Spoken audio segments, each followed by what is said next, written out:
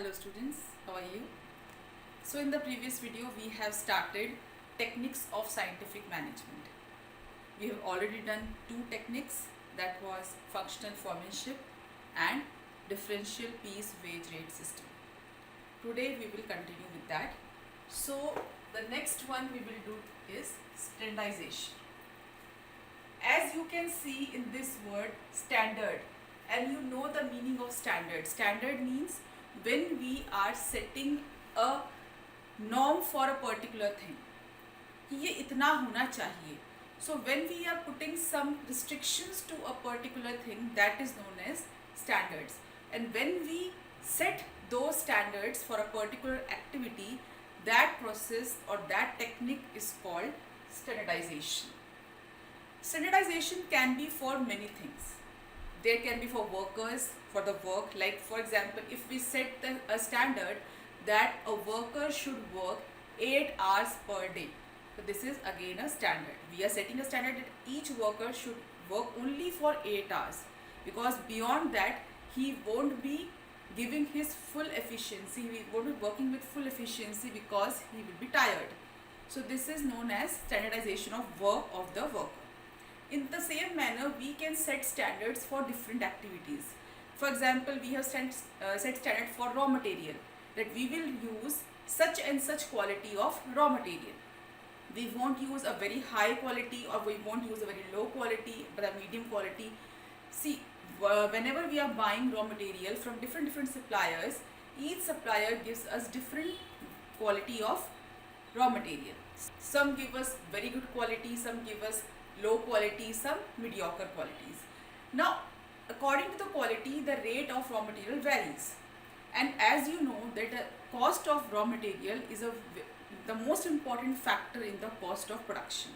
So we have to make sure that our cost of production is at the lowest. But we cannot also compromise on the quality of our product. And we have to use a good quality raw material. So we can go for a mediocre quality, not very high, not very low. So whatever standards we are fixing that we will use such and such things, that is known as standardization.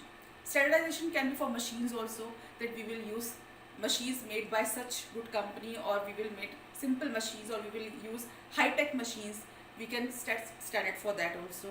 So in this way, whenever for each and every activity we are setting some standards that we will do this way, this particular activity in this particular way, that is known as standardization.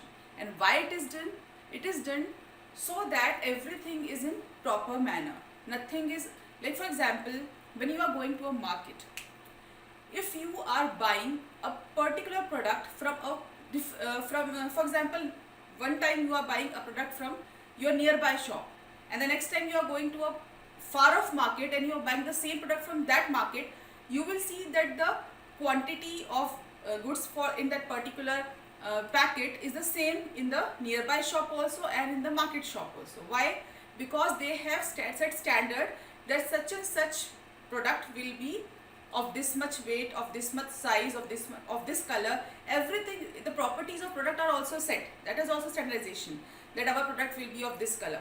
It doesn't happen that when you are going to a different shop, you are getting that product in a different color. And this is also very important, because when we are taking order from big companies, manufacturing companies, whenever we are giving them, showing them samples of product we are making, we have to go with that sample, because when we show that sample to a particular whosoever, for example, whosoever is ready to buy our product, like wholesalers or the retailers who will be buying our product, they first see our sample, and after seeing the sample, after seeing the quality of the sample, the properties of the sample, they give us order. Now if our product varies with that sample, if we have not set standards and we are making the product as our own, as our whatever the workers are making, we are not giving them any standards, then what will happen? The final product will vary from the sample, and it can cancel our order which we have got. So to avoid that situation, to see that our product is same for everyone, same in every shop it is going, so it is very important to set standards for everything, for product, for workers, for machinery, for raw material, For each and everything we have to set standard, and that process and that technique is known as standardization. Next one is simplification. Simplification means simplifying. Simplifying means easy karna. When we are when for example you are dealing in a product which can be produced in many varieties, like for example you are making a soft drink and you can make that soft drink in many flavors, but in as you keep on increasing the number of flavors you are producing, all the costs rises up. You have to maintain all the stock in every shop, in every city. You have to produce that much quantity of every flavor. You have to buy that much raw material. You have to engage that much labor into it. So when you are increasing the number of products, the number of varieties in your product, everything increases. All the costs increases, investment increases, and it increases our labor also, our cost also, everything. So it can be only done by big companies or those companies who are expanding their business. But for a smaller business, it is not easy. So to make it easy, what we do, we cut off our varieties. Means we said that we will only produce our goods in a particular number of varieties, particular number of sizes, particular number of colors. So whatever product, whatever properties are there of product, we cut short them, that our product will be available only in such and such color or such and such design or such and such size. So when we cut off when we reduce our number of varieties of product, that is known as simplification, because it simplifies our work. It makes our work easier. It cuts down our investment. Is that clear? Next is mental revolution. This we have already discussed when we were discussing the principles of scientific management. In a principle of scientific management which was called harmony not discord, we have already discussed mental revolution. Mental means related to mind, and revolution means a big change. Okay? This word, mental word, means related to our brain, our mind, and revolution, this word means a big change, a big reform. So when we change our mindset, when we change our way of thinking, that is known as mental revolution. And what F.W. Taylor wants to say us through this technique is that when a manager or manager and workers, that means superior and subordinates, both have to change their mindset, both have to change their way of thinking, and each one has to understand the value of the other person. Means the manager should understand that without workers I am nothing, I can't do anything, I can't achieve anything. And the workers should also feel the same, that without a good manager we also cannot produce what we are producing, right? Or we cannot use our full efficiency.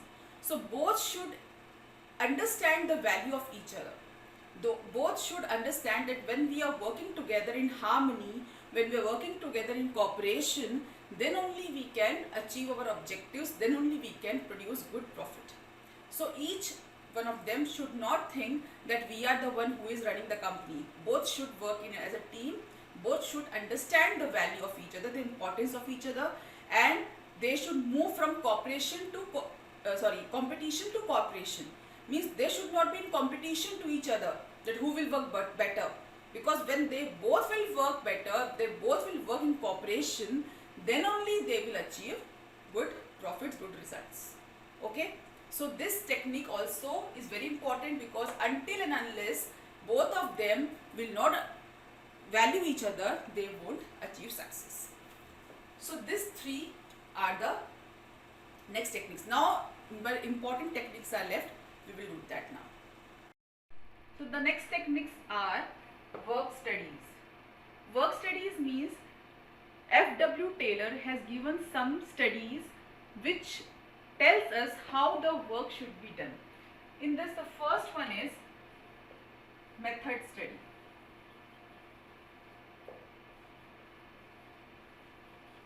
Now the name will suggest you that method study. What method study says?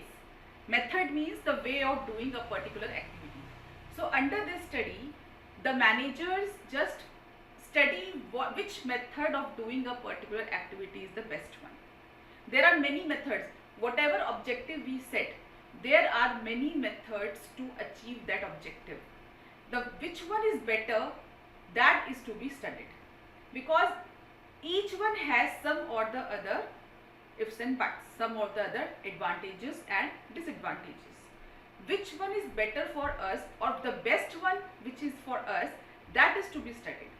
So under this study, what a manager does is, he analyzes all the different types of methods, and among them, which is the best one for us, which gives us good profit, which will give us good returns, which will be easy for us to manage. All these factors are considered and the best one is chosen. So this is method study. Second is time study.